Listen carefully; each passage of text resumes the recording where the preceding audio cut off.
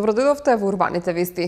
Самостојниот синдикат за образование, наука и култура на Република Македонија денеска реагира за распределбата на средствата од буџетот на Република Македонија преку Министерството за култура на име за проекти на кои конкурираат организации од граѓанскиот сектор. Исто така, синдикалците бараат и продолжување на преговорите за потпишување на колективниот договор. Следува генералната најава, веднаш потоа се враќаме назад во студиото. Студенти од архитектонскиот факултет ќе го дизајнираат градот Скопје. Град Скопје најавува гасификација на деловите кои не се опфатени со централното грејење. Набавени апарати за детската болница Козле со пренаменети средства, планирани за новогодишната прослава. Започна чистењето на Блоковското зеленило во општина Карпош. Градот објави конкурс за идејни решенија за изработка на клупи, корпи за отпадоци и заштитни столпчиња за зеленило кои ќе се поставуваат на јавни површини и на градската сообраќајна мрежа. А право да конкурираат имаат само студенти од архитектонскиот факултет. Градоначалникот Петре Шелегов рече дека целта е да се зголеми креативноста во градот. Студентите од архитектонскиот факултет ќе го дизајнираат градот Скопје. Градот објави конкурс за идејни решенија за изработка на клупи, корпи за отпадоци и заштитни столпчиња за зеленило кои ќе се поставуваат на јавни површини и на градската сообраќајна мрежа, а право да конкурираат имаат само студенти од архитектонски факултет. Презентација на конкурсот се одржа во архитектонскиот факултет, каде присуствуваше градоначалникот на град Скопје Петре Шилегов, кој рече дека целта е да се зголеми креативноста во градот. Досега урбаната опрема била бирана во градските бараки и по вкус на административните работници. Урбаната опрема мора да ја прават тие кои се стручни и кои учат за тоа, студентите. На градот мораме да му дадеме еден поинаков, модерен лик, кој што ќе се издигне над архитектонските и естетските обременувања кои што самите сте свесни Скопје ги доживуваше во непосредното минато. Имајќи во предвид дека јас лично градот го гледам како град на секој од нас, град на сите, сакам да потенцирам дека предстојниот конкурс ги отвара можностите за студентите и младите, бидејќи на вас останува еднината и треба да го дизајнирате градот онаков во каков што сакате да живеете. Шилегов додаде дека ќе ни биде потребна урбана опрема која ќе биде функционална според потребите на градот и на граѓаните и со која сите ќе може да кажеме дека се гордееме со нејзиниот изглед. Деканот на архитектонскиот факултет Огнен Марина ја поздрави оваа иницијатива на градот Скопје за да работи со архитектонскиот факултет и потенцира дека се најстарата институција која скоро 70 години во континуитет се занимава со градот Скопје. Архитектонскиот факултет е всушност најстарата институција која што скоро 70 години во континуитет се бави со град Скопје. Така да оваа иницијатива ја гледам само како продолжување на идејата дека архитектонскиот факултет во соработка со град Скопје ќе продолжи да се грижи, да истражува и да создава за градот Скопје.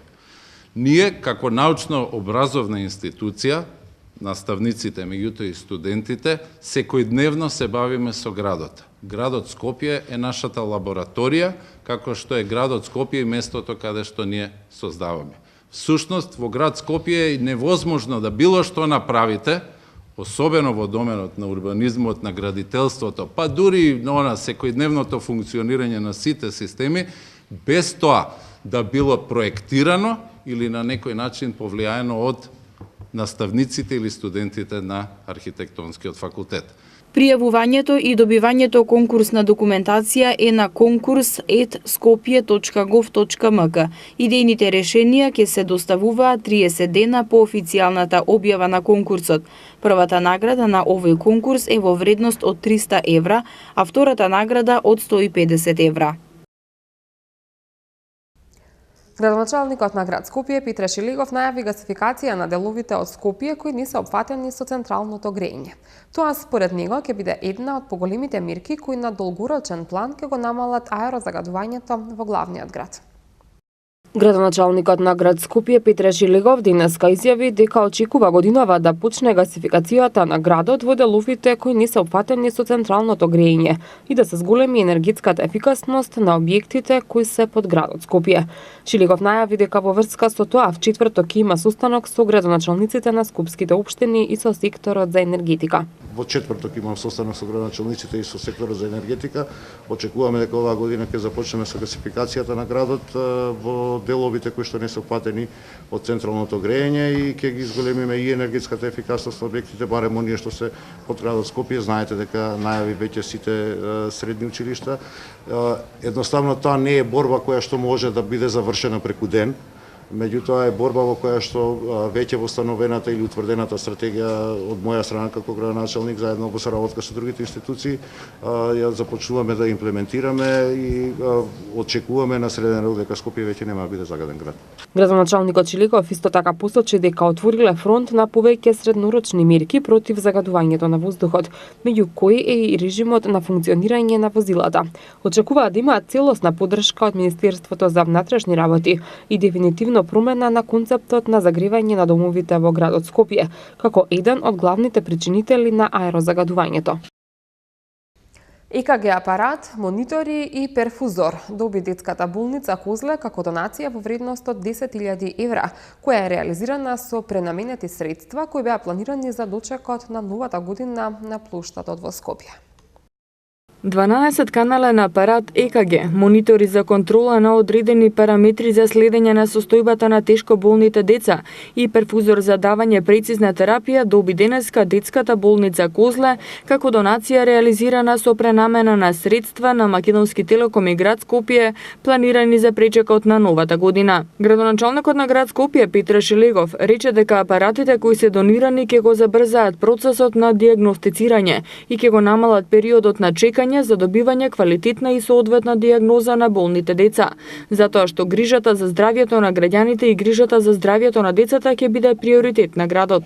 Ова е всушност имплементација на одлуката на градот Скопје, средствата предвидени за донирање за новогодишната забава да бидат донирани онаму каде што се всушност и најпотребни, тоа е здравјето на нашите деца, на нашите најмлади. Институтот за белодробни заболувања е установа од посебен вид и карактер, бидејќи е единствена не само во Скопје, туку и во Република Македонија, и тука пациенти се дечиња од цела Република Македонија, и затоа сметавме дека е едно од најсоодветните места каде што ќе можеме да ја намениме нашата донација. Грижата за здравјето на граѓаните, грижата за најмладите, за здравјето на најмладите, за децата, е приоритет наш како луѓе пред се, потоа и како институции, како град Скопје, и како институти, како Македонски телеком. Главниот извршен директор на Македонски телеком Андреас Елснер рече дека со донираните медицински апарати ќе се подобри здравјето и квалитетот на животот на децата. Директорот на детската болница Козле Ангелче Андоновски се заблагодари за донацијата и посочи дека станува збор за дијагностика која им е неопходна, бидејќи во оваа болница се третираат и други патологии. Станува збор за дијагностика која што на нас како институт ни е неопходна, тоа се монитори за контрола на одредени параметри при кои што болните и тешките дечиња мора да бидат следени. Тоа се монитори. Исто така ЕКГ, 12-канално ЕКГ, кој што располага со дијагностичка мерка во самиот ЕКГ апарат, кој што ни дава и дијагностика на крај. Нормално, ние лекарите тука не сме субституирани за да го прочитаме наодот, но сепак тоа е еден модерен апарат, и перфузор кој што е за добро дилуирање и за добро давање на прецизна терапија кај малите пациенти. Тоа се однесува на сезоната за грип. Директорот Андоновски истакна дека сезоната на грипот продолжува до крајот на март. Пикот е постојан, а најчесто хоспитализирани се деца со компликации кога станува збор за пневмонии. Во моментов има 86 хоспитализирани. Акција за чистење на блоковското зеленило ќе се спроведува во наредните денови во општина Карпош. Целта на оваа акција е да се исчисти зеленилото во парковите меѓу зградите и да се подготви теренот за пролетните активности за зголемување на зеленилото. Во општина Карпош започна целонеделна акција за чистење на меѓублоковското зеленило во соработка на општината со град Скопје и јавното претпријатие Паркови зеленило. Во рамки на оваа акција ќе бидат исчистени парковите меѓу зградите. Акцијата опфаќа чистење на суви лисја, отпадоци и сечење на старите и сушени гранки од дрвјата. Градоначалникот на општина Карпош, Стефан Богоев, истакна дека целта на оваа акција е да се исчисти зеленилото и да се подготви теренот за пролетните активности за зголемување на зеленилото. Правиме една голема акција за расчистување на меѓублоковското зеленило, односно зеленилото помеѓу зградите, негово чистење од стари лисја, од отпад, од смет и од останати ѓубришта кои се собираат во овие меѓублоковски паркови. Нашата цел е ова зеленило помеѓу зградите сега да се исчисти, да се одржи, за да можеме во наредните месеци, односно на пролет, да почнеме и со целосно раззеленување на овие делови, односно дополнително меѓублоковско зеленило, кое што треба да ја раззелени општината и да придонесе кон почист воздух и чиста животна средина. Се надевам дека во иднина уште поинтензивно ќе продолжиме се со цел надградба и заштита на постоечкото и надградба на ново зеленило и во Карпош и во целиот град Скопје. Поради поволните временски услови, градот Скопје, јавното претпријатие Паркови и зеленило започнаа со програмата за реконструкција и подигнување на ново зеленило. Во моментов, освен што се работи на подигнување на зеленилото, се работи на реконструкција на системите за наводнување, како и поставување на нови системи онаму каде што немало. Председателката на Советот на град Скопје Љупица Јанчева истакна дека целта на градот Скопје со овие акции е континуирано чистење на градот за да се придонесе кон намалување на загадувањето. Работиме и на реконструкција на тревната површина во градскиот парк на две локации, кај езерцето, кај градскиот стадион и површината наспроти паркингот пред фонтаната и влезот на градскиот парк. Реконструкција на тревната површина на кејот на реката Вардар. Хортикултурно уредување на јавната површина и подигање на нови парковски површини на булеварите Втора македонска бригада, Македонско-косовска бригада, Христијан Тодоровски Карпош, Србија и булеварот Борис Трајковски.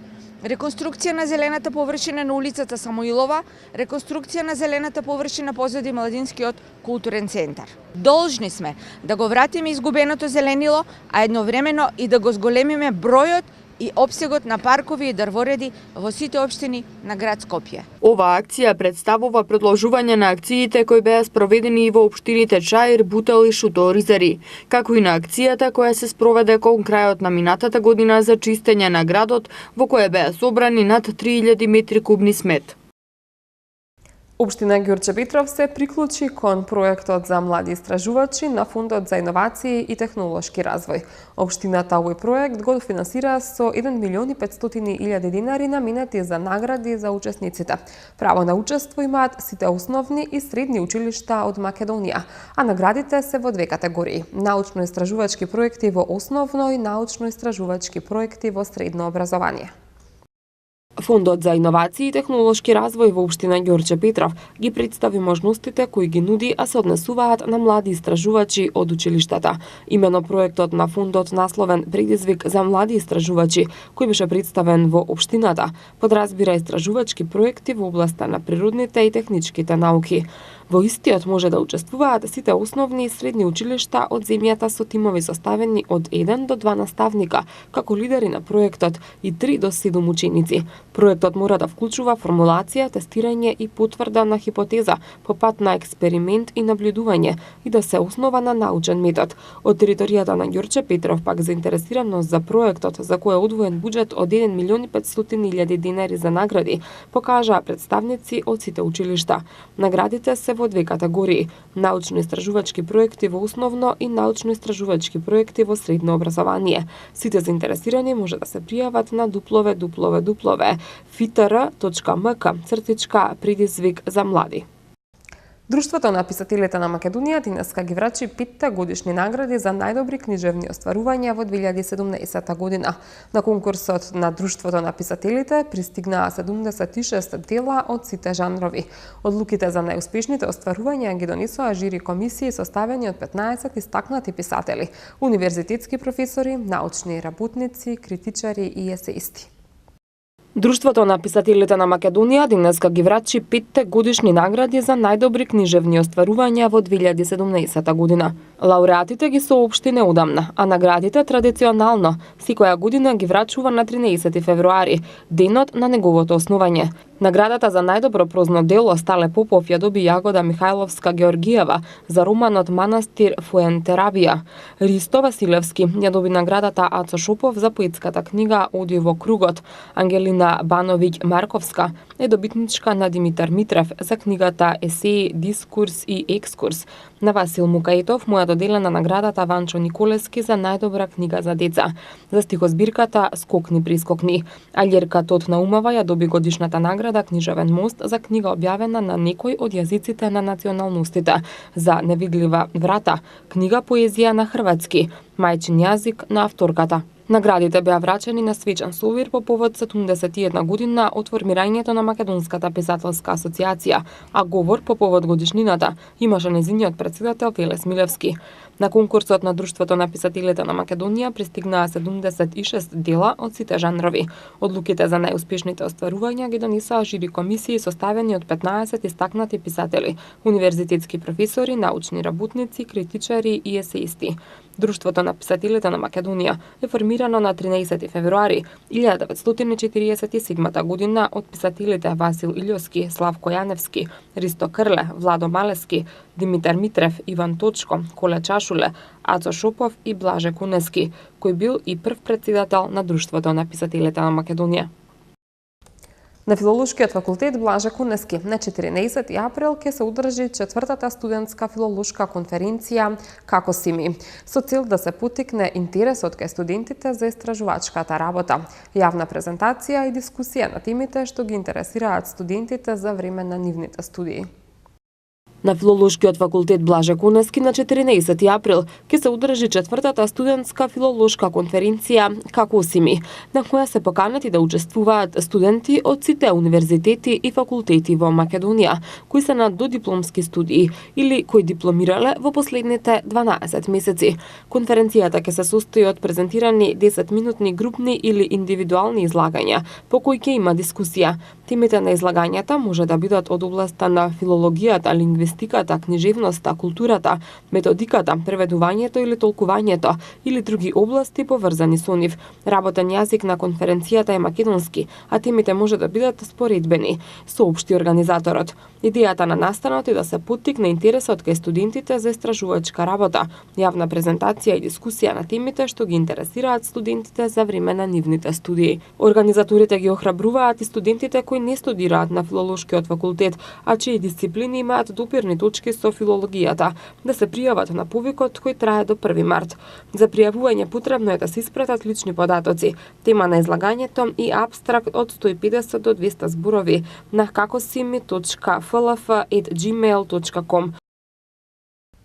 Регионалниот центар за управување со кризи информира дека поради редовни зафати во електродистрибутивната мрежа, утре без електрична енергија ќе останат неколку скопски општини. Заради закажени технички зафати во дистрибутивната електромрежа, без електрична енергија утре ќе останат повеќе делови од Скопје. Во периодот од 9 до 10 часот, без струја ќе бидат дел од корисниците од улицата Ресанска, број 4 во општина Чаир. Во периодот од 9 до 14 часот и 30 минути, без струја ќе бидат корисниците од дел од улиците Алија Авдовиќ, Сава Михајлов, Константин Петковиќ, Роман Каскалиевиќ, Спиро Црне, Трајко Китанчев, Методија Андонов Чинто и Среќко Пужелка во општина Газибаба. Од 10 до 12 часот и 30 минути. Струја ќе немаат корисниците од дел од улицата Кичевска околу бројот 27 во општина Карпош. Од 10 часот и 30 минути до 12 часот без струја ќе бидат и корисниците од улицата Ангел Динев, број 3А и број 3Б и улицата Клиноец, број 48 во општина Карпош. Утре во четврток во крајните западни и јужни делови ќе има врнежи од снег кои ќе бидат со слаб повремено умерен интензитет. Потоа времето ќе биде стабилно со ниски утрински температури, а дневните ќе бидат во покачување. Во продолжение на вестите Мата Мамита.